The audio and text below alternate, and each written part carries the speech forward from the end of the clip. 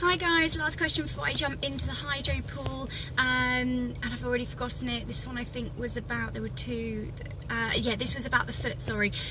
Someone was asking, why am I tripping? Now I'm assuming that this person has got sort of perhaps a foot drop. So a foot drop is when the nerve is affected, either compressed at the site of the back or somewhere else. It can happen if you've had a stroke as well, and where the brain's been affected.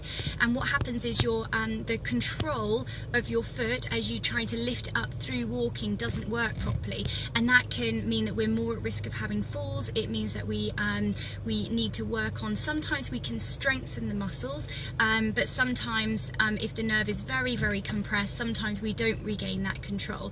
If you're somebody, I'll send a message directly to this person because we need to ask a couple of questions. So things that we would be worried about is if you had just over time got back pain, or you're experiencing pain in the leg, and then you were finding that you were just tripping over your foot and you were experiencing that you couldn't lift your big toe or your foot upwards, then we definitely want to look into that.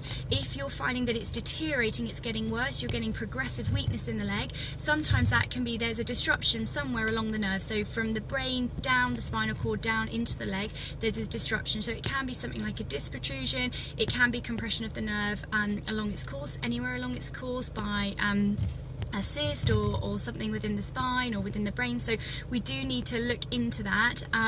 So if you're finding that it's progressively getting worse, then you can, if it's an emergency situation you don't know what to do, you can call 111. I mean, if you literally couldn't lift your leg up, then so you can get someone to take you to A&E, because you should be able to, particularly if you are getting weakness in your arm as well on the same side. There potentially can be a stroke. I'm not trying to scare people. This Ask Nicole question got a bit serious, but we do want to look into it. If you've just started to notice that you're getting a little bit of weakness and starting to trip over it, then just book in to see your GP or go and see your local physio. We can do all the tests. What we would do is we would look at your sensation, so we'd check to see whether you can feel the sensation. We'd check the motor control, so we'd see if you can move your foot, and then what we would be doing as well is looking at your reflexes to check that those are working normally, and that gives us an indication of where the nerve might be affected and whether it's something that we need to get an MRI for, or actually whether it's something that's likely to get better.